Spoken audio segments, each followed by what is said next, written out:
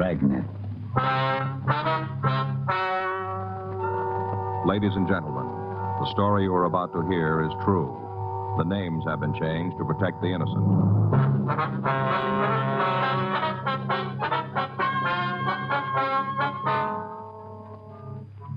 You're a detective sergeant. You're assigned the homicide detail. A 6-year-old girl has been taken from the streets of your city. There's no lead to her whereabouts or to the identity of the kidnapper. Your job, find them. It was Monday, May 1st. It was warm in Los Angeles. We were working the day watch out of homicide detail. My partner's Frank Smith. The boss is Captain Lorman. My name's Friday. I was on my way back from the business office, and it was 7:28 p.m. when I got to room 42, homicide squad room. No, the hair was a little thicker. You know, more of it. More like this? Yeah.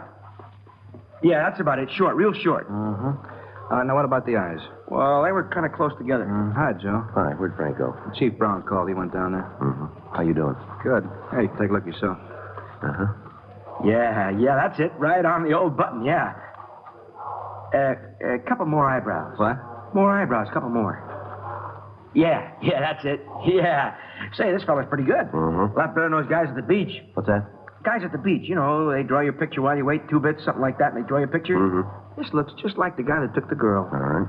Sure feel bad about that. I really do. Sir? I was just sitting there, you know, folding up the papers from my route, just sitting folding. All of a sudden, I see this thing happen right in front of me. Yeah. Car just pulled up to the curb, and they grabbed the girl. There was more than one? Huh? You said they grabbed the girl. No, I just said that. You know, like an expression. It didn't mean there was more than one. Just said that. You know how you do. Yeah. Just one. Kid, that's what he was. Young kid. No forehead. Just like a part. Joe? Yeah. I just talked to Chief Brown. He wants to know how the picture's coming. About finished. Why? Looks like we might need it right away. Huh? The family just got a ransom note.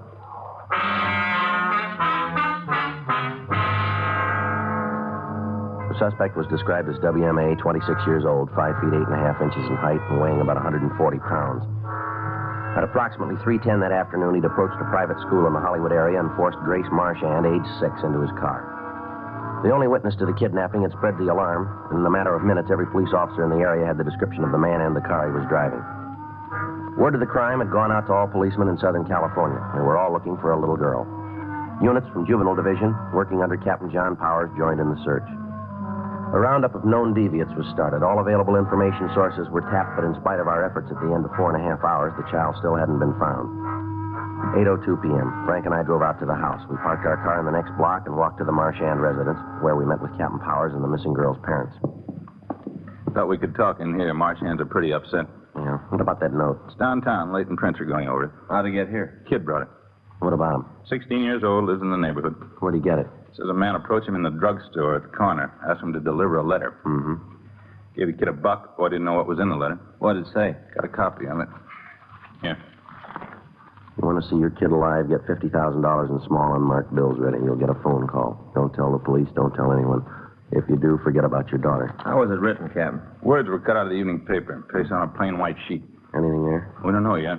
As soon as Leighton Prince are through with it, Larry Sloan is going over it. Well, what about this Marchand? Can he swing that kind of money? Yeah, I guess so. He says he will. Are they going to go along with us? I'm not sure. Mrs. Marchand would like us to get off their side. Well, how about him? He wants his daughter back. Well, Are you going to talk to him? I guess we better. What about the phone? Did you make arrangements to have it covered? Oh, yeah. There's an extension in the study. You can use that. It's close enough to the one in the master bedroom so we can talk to the Marchands while they're on that one. Okay. Anything new turn up downtown? No, still questioning deviates. Well, we've taken the kid who brought the note downtown. Going to have him check the mug books. And we better let them see that drawing, too. Yeah. What about the house? You got it covered? Pretty good, yeah. There's a team from Hollywood across the street, another one out in the back. Where are they? One across the street's in a neighbor's house. The other one's in a car out back. Okay. Let's go, huh? Yeah, they're in the living room. All right. How are they taking her? Rough. There you go. We've got to get them out of the house. I know they're going to ruin everything. No, just calm down, dear. How are you, Captain Powers? Mr. Marchand, this is Sergeant Friday and his partner, Frank Smith. How are you, sir? How do you do? This is my wife. How are you, Miss Marchand? Is there anything new? Have you found her yet? No, ma'am, not yet. I told you they're going to get her back. All this mess is just going to make it Now, impossible. take it easy, dear. Send them away. I know. It'll be all right if I take her upstairs. Yeah, sure. come on, honey. Now, why don't you lie down? Try to get some rest. Is that going to bring her Now, back? crying's not going to do any good, is it, dear? Now, come on. Until you get them out of the house, I'm not going anywhere. Maybe it might be better if you waited out in the kitchen. I'll try to get her calm. All right, sir. I'm sorry. Yes, sir. Here, come on, dear. You told them to Yes, I did. Let's go. They're not doing anything in that mess. I'm out there. She's taking it pretty hard. Yeah. Have they called the doctor? He's on his way. Have they gotten the other children? Yeah, boy, 10. Where's he? Her sisters, Marchand, took him over there this evening. Well, there are 6 teams from Metro standing by, 4 from our detail. How about the sheriff's department? I talked to Dick Tiernan. They're with us all along the line. Good. This season's bad. I hope the doctor gets here pretty quick. Is there anything we can do? You know the answer to that one. Well, You like some coffee? no, thank you. No, thanks. Yeah, I'm going to make some anyway. All right. I'm sorry about my wife. That's all right, sir. Taking the whole thing pretty hard. You made any arrangements to get the money, Mr. Marchand? Yes, I called my brother. There's nothing we can do about it tonight. The first thing in the morning, we'll get it together. We'd like to be with you. What? We'd like to help you prepare the money. I don't know quite how to say this. What's that, sir? Well, I know you men are trying to help, but I don't want you interfering with the payoff. That's going to make it a little difficult. Maybe so, but that's the way it's got to be. All right. That's the way you want it. Well, it is. You know it's not going to make much difference. What do you mean? Well, the kidnapper probably knows we're working on the case already. He's counting on the fact that you won't go along with us. What is it you want to do? Well, we'll help you get the money ready, take the numbers of the bills, and prepare the package. We don't want to endanger your daughter's life. As far as we're concerned, you can go right ahead with the payoff when you're contacted. But if we can help now, it'll make it easier after the money's been paid. On who? Huh? Who's it going to be easier on, you or Grace? You're going to make sure we get her back? You willing to write insurance on that? There's no answer to that question. That's the whole point. We want our daughter back. I don't care what we have to do or how we do it, as long as Grace is back. That's all that's important. We can understand I that, know but what you've you're got- trying to do, and I appreciate it, but this is our problem. I don't want to take any chances on something going wrong. As soon as we hear from the man who has her, we'll do what he says. Then you're not going to let us help, huh? No. And I think it might be better if you called your man off. You're making it hard for us. I'm not trying to, but can't you understand? All we want is our girl back. It doesn't make any difference how it's done as long as she's home. That's all that counts. What about the man who took her? That's your problem.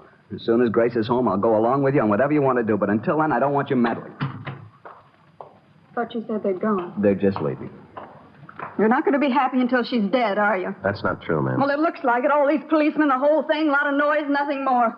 You're not doing any good. Why don't you get out? They're leaving, dear. When? After they throw Grace up on the front lawn? Is that when they'll All go? right, honey, now. All right, ma'am, we'll leave. Then get out. Go on. Don't stand around. All right, now that's enough, Mabel. They know it. She's my baby. All right, now calm down, will you? This isn't going to do any I good. want you around. You haven't done anything to make things positive. What good ain't doing? I'm afraid you better leave. All right, sir, we'll talk to you later. As soon as we get Grace back, I'll... What was that, sir? I say, as soon as we get Grace back, I'll call you. Yes, sir. You're sure you won't let us help? No, you better go now. Well, now what? Right. Guess we wait. Yeah. What about the surveillance? You gonna call it off? No, I don't think so. We'll check it with the skipper. Yeah. Be a lot easier if the Marchands had let us help them. At least we know what was going on. Give us a chance. Well, This way we're in the cold. Nothing we can do. I wonder if it makes any difference. Huh? Maybe we lost already.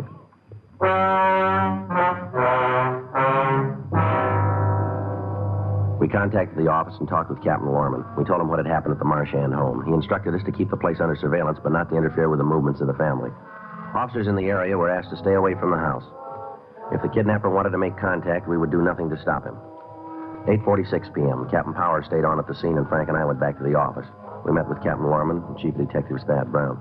You can't count on any cooperation from the family, then? No, I don't think so. Father might go along with us, but Ms. Marchand is dead against it. Mm-hmm. How are you going to handle it, Lorman? Keep their place under surveillance. Wait for them to make a move. Mm-hmm. Important thing is not to burn them. Yeah. When do they figure to pick up the money, Joe? Marchand said tomorrow morning. What business is he in? Contractor, got a company with his brother. They do a lot of work in developments. Just finished a big section out in the valley. You won't have any trouble raising the money, then? No, it didn't seem to bother him. Yeah. What are you going to do about that? The money? Yeah. Well, first thing in the morning, we'll try to get in touch with his bank. Make arrangements to have the serial numbers on the bills noted. Crime Lab able to do anything for you? Well, we'll check with them. Should be some way we can make it easier. And the important thing is to get the girl back. Once we know where she is, we can move a lot faster. Yeah. Homicide, Lorman. Yeah. Uh-huh. Can you give me that address? Yes, sir. Right away. Goodbye. Maybe it's coming over to our side. What do you mean?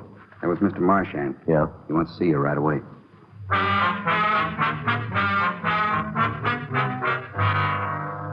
Frank and I left the office and drove over to the address Mr. Marchand had given us on the phone. It was an all-night restaurant on Hollywood Boulevard. We found him in a booth at the back of the place. Hi, Mr. Martian. How are you? Sit down, will you? Heard anything new?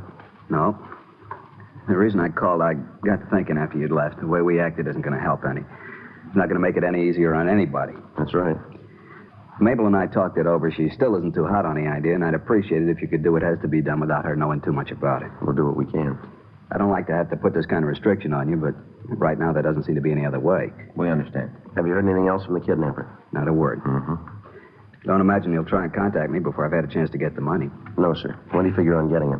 I'll call my bank at 9, try and make arrangements then. We'd like to be there when you talk to him. All right, what do you plan on doing? Well, first we want to get the serial numbers on all those bills. I'm sure they'll cooperate. We'll check with our crime lab. Maybe something we can use to prepare the money so we'll be able to recognize it a little better. They'll probably want you to make up a special package, too. Well, I'm not going to try and tell you your business. I guess you know what you're doing. Well, we hope so. I'd like to ask a question, though. What's that? You think she's still alive? Well, there's no way of knowing that. You've handled this kind of thing before. You know what the odds are. What do you think? I don't know. I think it's so much easier if we knew. Yes, sir. It just seems like she has to be alive. I can't imagine anyone would hurt a little girl. I just can't imagine it. Yes. First time she's ever been away from home. She doesn't get along with strangers too well. Poor little kid. I'm sorry. I'm acting like an idiot. No, sir. More like a father.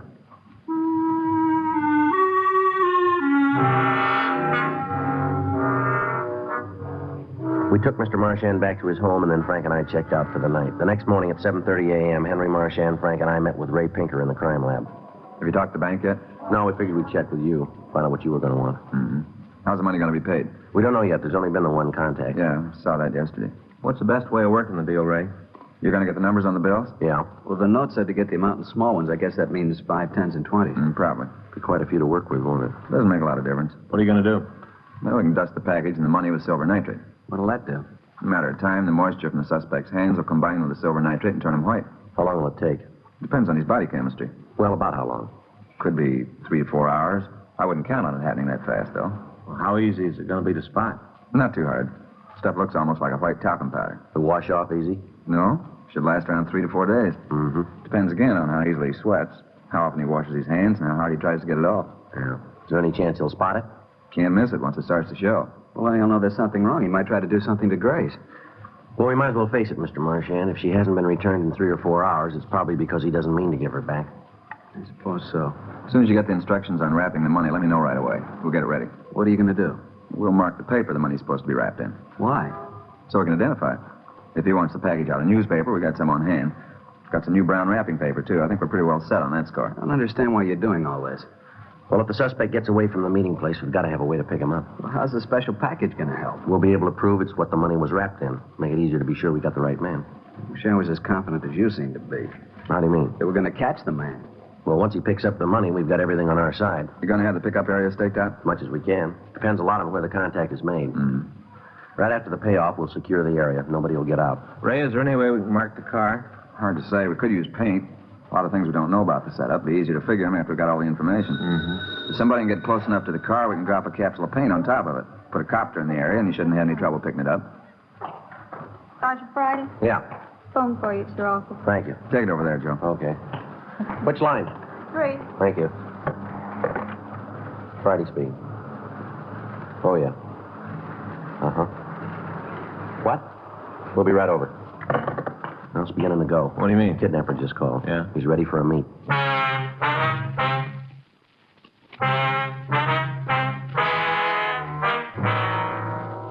The second contact by the kidnapper had been made by telephone. He talked to Mrs. Marchand and instructed her to tell her husband to have the money ready by 6 p.m. that evening.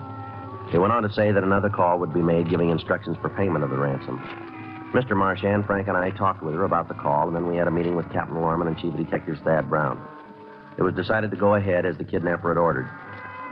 At 9:02 a.m., we got $50,000 from the bank. We went back to the city hall and talked to Captain James Fisk.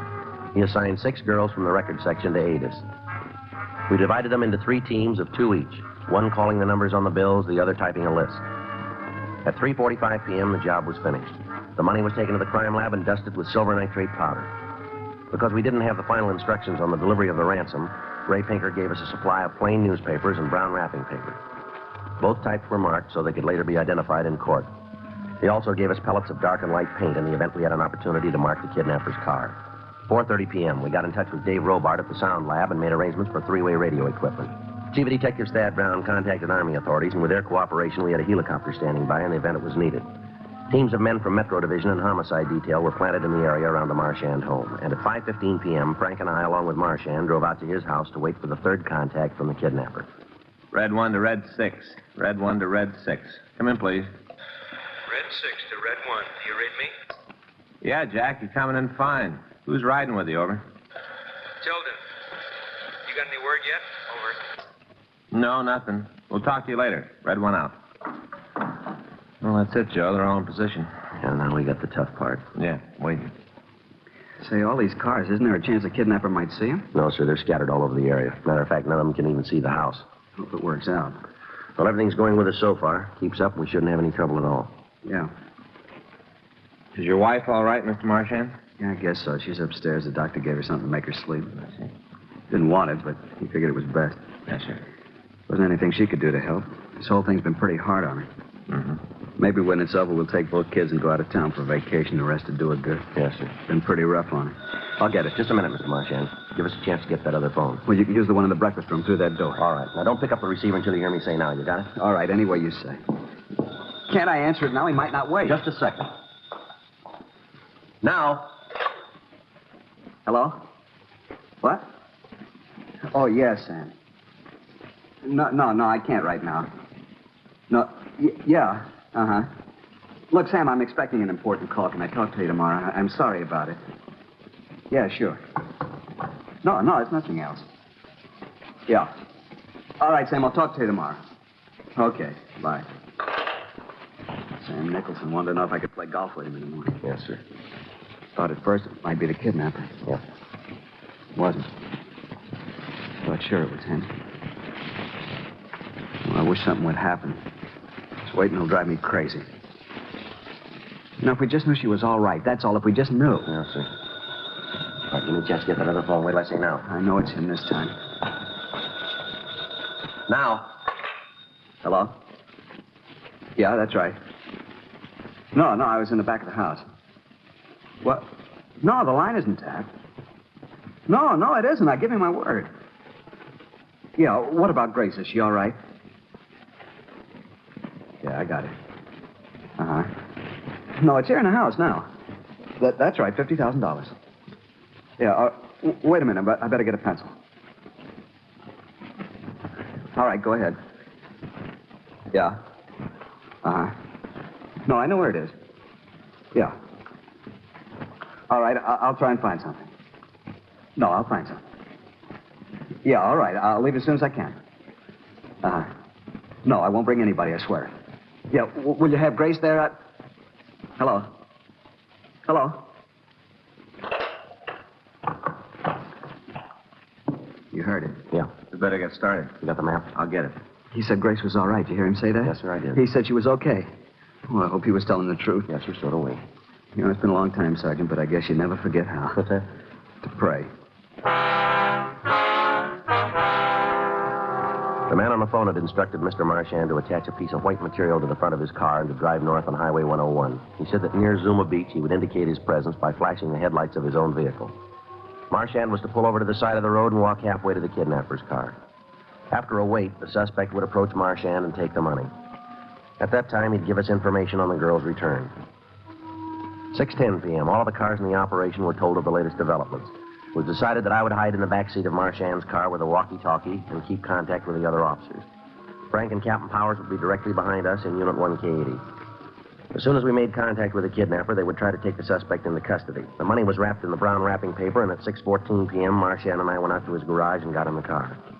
He drove out Sunset Boulevard to the Pacific Coast Highway and turned right. We drove for about 40 minutes. There was no sign of the kidnapper. Red 2 to Red 1.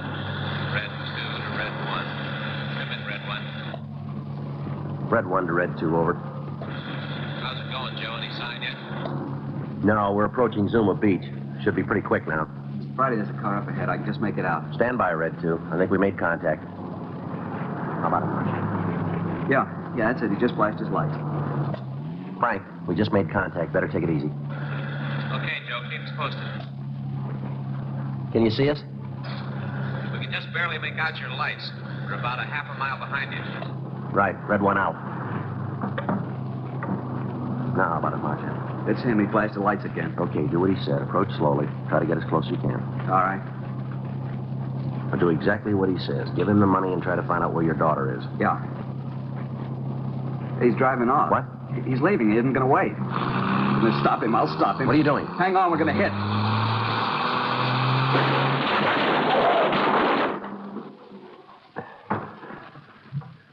You all right, Marchand? Yeah, I guess so. I guess I'm all right. The door's stuck. Can you get the front one open? I think so. I'll try. I think I can get it open. Right here. Let me through.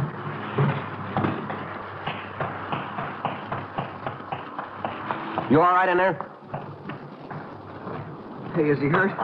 I had to stop him. There wasn't any other way he was going to leave. All right, give me a hand with this door. Yeah, sure. There wasn't any other way he was going to leave. All right, come on. Leave me alone. Get away and Come leave on, me alone. get out of there. I can't. I think my leg's broken. I can't move it. All right, give me a hand, Marchand. Make him tell where Gracie is. Make him tell. Leave me alone. All right, come on, out. Please leave me alone. I can't stand anymore. Where's Grace? Where's my daughter? Wait till we get him away from the... I want to know where she is. If you don't make him tell me, I'll do it myself. I'll kill him if he's hurt her. I'll kill him right here. All right, come on, give me some help. Kill him. Just leave me alone with him, that's all. Just leave me alone. That won't make it any better. Why'd you do it? Why'd you run into me? You tried to take off, didn't you? I got scared. I wanted to get out. I didn't want to go through with it. Is the girl all right? You're going to get me a doctor. You're going to do something about my leg. You got to do something. All right, we'll take care of it.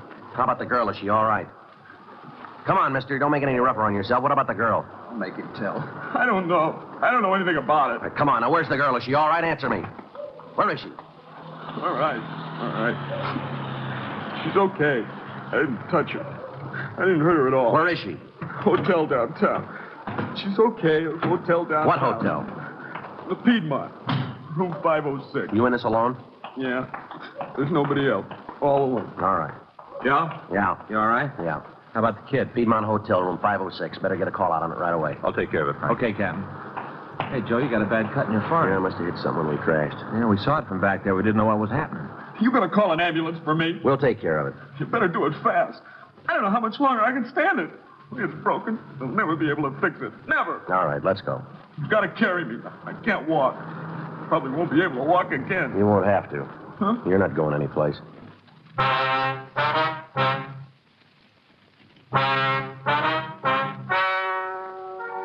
The story you have just heard is true.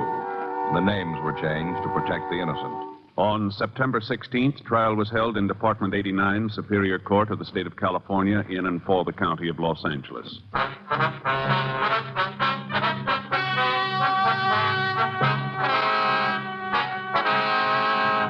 Martin Francis Langer was tried and convicted of kidnapping for the purpose of obtaining ransom and received sentence as prescribed by law.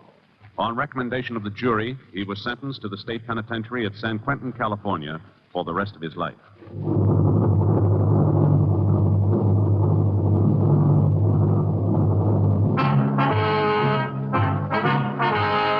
You have just heard Dragnet, the authentic story of your police force in action, and starring Jack Webb, a presentation of the United States Armed Forces Radio Service.